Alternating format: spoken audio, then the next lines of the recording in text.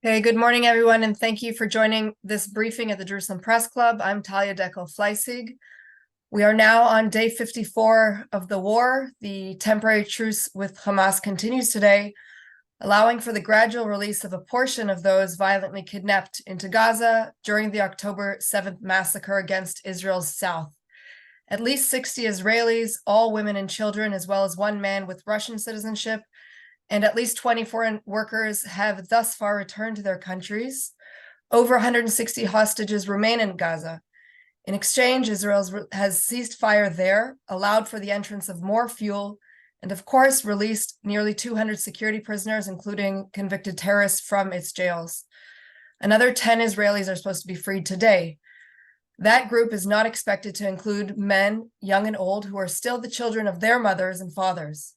One such mother, perhaps most identified across the world with the struggle to release the kidnapped victims of 10/7, is Rachel Goldberg, whose son Hirsh Goldberg Polin is among them. Rachel has spoken at the UN, at the mass rally in Washington, and many, many international forums and media outlets to advocate for the release of all hostages. Rachel, thank you so much for joining us. Thank you for having me. Before I ask how you and your family are, which of course is a loaded question these days, can you maybe tell the few listeners who might not know the details what you know of Hirsh's kidnapping? So what we know is Hirsh on the morning of October 7th was at the Nova Music Festival with one of his best friends, Honor Shapira. When the massacre began, he and Honor and two other friends managed to escape to a roadside bomb shelter to hide. They were trying to escape in a car, but the roads were blocked and there were militants shooting at anyone who was coming on the road. So many of these young people ran for cover in these roadside bomb shelters. The one that Hirsh was in came under attack. They kind of systematically went down the road, and each of the bomb shelters, from what we understand, experienced similar attacks. First, they threw in hand grenades, and then they fired in an RPG, and then they sprayed the room with machine gun fire, which John, actually, my husband, went down to that roadside bomb shelter this week on Sunday morning to see it for the first time. And he was so shocked because the room is 8 feet by 5 feet, a tiny, tiny concrete room with no windows, obviously. And there were 29 young people mashed into this tiny 5 by 8 space. After the machine gun fire that was sprayed in that room, most of those young people were dead. A few were terribly wounded. Some lucky ones were underneath the dead bodies, hiding, pretending to be dead. And Hirsh and two other young men were wounded, but still exposed and clearly still alive. Hamas gunmen came in, ordered the three young men to stand up. It's then when the survivors who we spoke to, who were hiding under the corpses, explained that Hirsh's left arm from the elbow down had been blown off. He and the other two were marched outside. They were loaded onto a Hamas pickup truck, which headed toward Gaza. Our last phone signal from his phone was at 10:25 in the morning on Saturday morning, October 7th. And subsequently, we actually got video of the abduction from Anderson Cooper, who was collecting footage for a documentary he was making for CNN. So many of you have probably seen that video, which doesn't necessarily shed any new light on the situation for us, but we did actually see Hirsh walk on his own to the truck. And we did see, when he turns to sit down, we did see the extent of the wound, with his arm gone and part of his bone exposed and sticking out and jagged. So first of all, obviously that's just amazing that he was able to do that given his condition, and just really says something about his strength. Was this the video that you saw the last indication you received of his condition, or have you heard anything Right. since then, seen anything since then? Right. I realized when I stopped talking, I thought that wasn't the question. The question was, what do I know of him? Or what was the last I heard? So unfortunately, that video is the last visual indication of him being alive. He also, and I think he was in terrible shock and trauma and dazed. I don't know that him being able to walk out what appears calmly. I think it's just that he's completely shell-shocked and traumatized. But unfortunately, that's 54 days ago, and we don't have, any news. We're told that hostages are much more valuable alive. We're told that the belief is that everyone was taken to hospitals who needed to be seen immediately. We know that there are very capable physicians and surgeons in Gaza. We are hopeful that Hirsh was seen, because what has been explained to us is that although the injury looks horrible and the nature of it is a very traumatic injury, it's not a complicated surgery in that case. When you have an exploded wound of that nature, the surgeon would then go above where the jagged, blown up part of the limb is and just amputate. And that a general surgeon could do that surgery. So in theory, he could have had that surgery by anyone who is a general surgeon. And then afterwards, he would need antibiotics, which of course then, begs the question if that happened or if that's still happening. Right. So, I mean, we've seen that the Red Cross has been involved, at least to the extent where they've transferred the hostages being returned over the last 5.5 days. Do you have any indication that the Red Cross has been able to see him, visit him? Have you heard from them? Have they been forthcoming about speaking with you? They've been very, very forthcoming in terms of, for weeks afterwards. My husband's ritual every morning was to call Geneva, London, Tel Aviv, all these different branches of the Red Cross. And I should say that we weren't, loyal just to the Red Cross. We also contacted the World Health Organization, Physicians for Human Rights, Doctors Without Borders. Everyone said, oh, well, we would be willing to go in, but Hamas won't let us in. And that was sort of the first 3 or 4 weeks. And then we couldn't decide are they not pushing enough? Because suddenly the Red Cross was in to see Gazan civilians, as they should have, because Gazan civilians were in terrible need of aid, humanitarian aid as well. And we were hoping that maybe there would be some way of saying, we're here to help Gazan civilians. And we also, for each Gazan civilian, we would like to see one of the 240 hostages. But that did not happen. None of the hostages have been seen by the Red Cross. Yes, they've done a wonderful job being the Uber service for the hostages who are released. And we are grateful that they are playing a role, that, they're shuttling them safely in their trucks from the border back to safety. And for that, we are grateful. But we really would love, we know that there are 85-year-old people there who really should be seen in 54 days of living in suboptimal environments, and babies and children, and all of these wounded who were from the music festival, who were in very small spaces, who all had grenades thrown into the very small rooms that they were in. We know that a lot of those young people, like Hirsh, were terribly wounded. So I mean, we're seeing these pictures of people being shuttled, as you say. When you're seeing these pictures, and also of videos of families being reunited with their loved ones. Many of their loved ones that you're, part of your work was to bring about their release as well. What is going through your mind when you're seeing these images? Well, it's actually been wonderful. It's been the first sort of moment of respite and sliver of light and, tiny, hopeful moment when we see these people being returned to their loved ones. And at this point, so many days in, we know so many of these people. I know these mothers whose children were there. I have been in meetings where, with anguish, these mothers, their young, small children were stolen from them.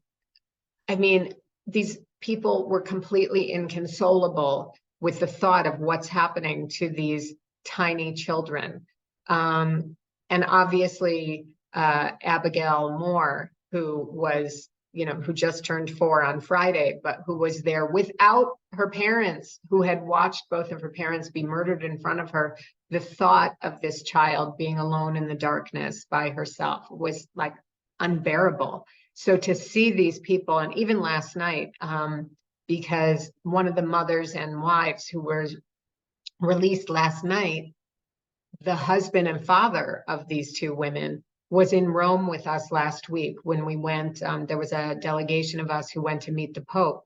And we became friends with this man who was a broken, shattered man. His family, his life, his world was gone. And then last night we saw that they came out. It was a total thrill for us. So it feels very good and very hopeful. Obviously, I would love to see Hirsh be one of those released, but Hirsh is not a woman and he's not a child. So, he's my child, but, in the optics of how this plays out, I don't think that they're taking into account that it's my child.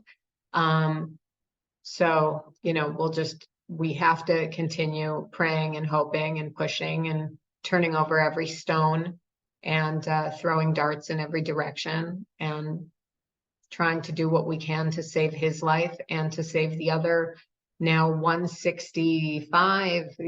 Nobody's really exactly sure of the number. Right, absolutely. I'll just remind those on the line that you can send in questions through the Q&A section of the Zoom. Rachel, has, being American citizens, how has that been useful, if at all? Have you been able to get any help from the administration in Washington, or are you going at it alone? So starting on the 7th, I called the U.S. Embassy and I said, there's an American who's missing. At that time, we actually thought he was dead, because all of those horrible pictures that were coming out and we couldn't reach him. Immediately, the U.S. administration, Congress, the president, everyone has been extremely supportive, communicative, seemingly helpful, seemingly trying their best to have this come to a good resolution, not just for the American citizens who are there, but really for all of the hostages. So we had a meeting with President Biden. We've met with Antony Blinken twice. We've met with over 20 senators. We've met with 6, maybe 7 governors. We've really felt, and congressmen, we have felt the support, which is important and valuable.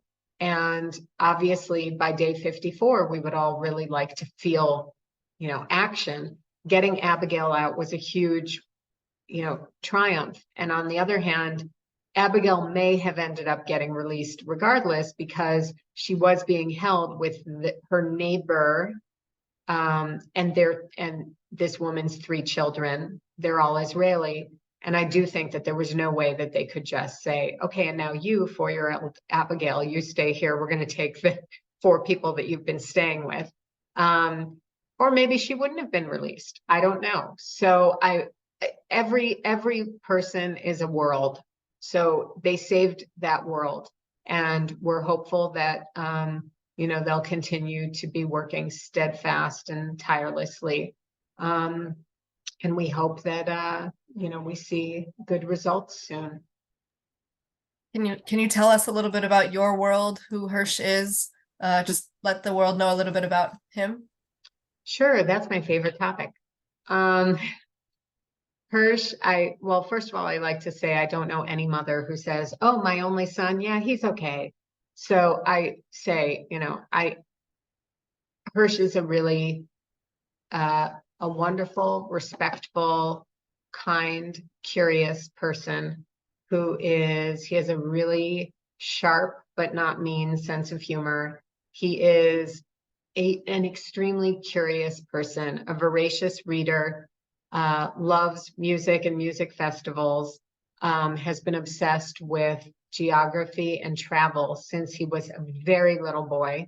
He always wanted, I'm sure you've heard me say before, he always wanted a map or an atlas or a globe for his birthday. When he was in second grade, he asked for a subscription to National Geographic magazine, and they had like a junior version. So we got that. And when that was running out at the end of the year, he said, this one's actually beneath me. Can I get the real one? So we got him the real National Geographic, which frankly, sometimes there's some boring things in those, but he would read it as if it was a book. He would read it cover to cover, even the boring, articles about like amoebas, things like that. No offense to people who are like big fans of that brand of science. Anyway, he liked asking hard questions and really challenging himself and people around him. And he was a believer in peace and coexistence. He was part of and is part of this Jerusalem soccer club, fan club that does a lot of work for coexistence and work with high-risk youth and work with bridging the gender gap within sports. That's, like his worldview. In fact, the last thing I'll say is on his nightstand is the book he's currently reading. He didn't take it that Friday night because he wasn't going to read at the music festival, but the bookmark is still in there. He's reading The Art of Happiness by the Dalai Lama. And that's Hirsh. Beautiful. Thank you so much. Rachel, I think our last question should be directed at you and your family. Where are you getting your strength from to continue with this journey that has been so difficult, but yet you seem to be doing it with such grace? Well, that's always really interesting to hear, because I feel like I'm, just a faded piece of who I was. But look, a lot of this is simply primal, and I've never had this real sensation before of I'm trying to save my son's life. So I just have to suck it up and be strong a lot. And when I do need to cry and I do need to go to pieces, I do that. And then I wipe my face and I say, you have a job to do, get up. And I get up. And we're also surrounded by an outstanding group, a team that, like, within all this darkness and terror and fear and trauma, there is beauty in this world, because the people who have come to take care of us and surround us and help us through this tirelessly, as if it is their son, that gives us strength. When we don't have strength, but we have these people working tenaciously because their son is kidnapped, but it's our son, but it's their son. And that is helpful. And people writing to us, it is very helpful when you're broken, when you're feeling it's 3 a.m. and you feel completely alone. And then you're getting, from all over the world, people are writing to us. It gives us strength. And the last thing is that, we are religious people. We are faithful people. I pray every morning, which I've been doing for years. So it's not like I'm suddenly being like, help. I feel like I have a relationship with this idea of God, and I am praying and I'm saying a lot of Psalms, the Psalms that are the ones that are from a place of desperation, from a place of despair. And every day we just try to stay really busy and keep turning over those stones and keep talking to everyone we can and keep throwing the darts in every direction. And I think that it's been helpful. Just trying to run to the end of the earth to save him has been helpful in keeping me not in a puddle on the floor all day. Right. I did say that was the last question, but a journalist has sent in another one. I'm reminding you that we're a platform for journalists, but this is not coming from me. Okay. And they're asking what your opinion on the exchange of terrorists for the civilian hostages is, especially if it continues. Look, I think we know that we always pay a very, very, very steep price, because that's who we are. I think it is complicated. I'm not a political expert. I'm not a military strategist.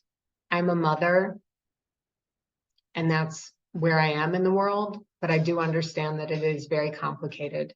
I don't think this is an easy place that we're in. And we know from experience that the price that we pay because we value life is unfortunately a very steep one. It's very clear. Rachel Goldberg Polin, I hope that our next conversation will be after Hirsh's release, and really our I hope you'll get to meet him next time he'll be here, and you can ask him all the questions you want. You can see his new bionic hand. Amen. Amen. Thank you so much for your time. And of course, we're sending strength to the entire family. We know that there's a whole world behind everyone. Yeah. Absolutely. Thank you so much. Thank you very much. All right.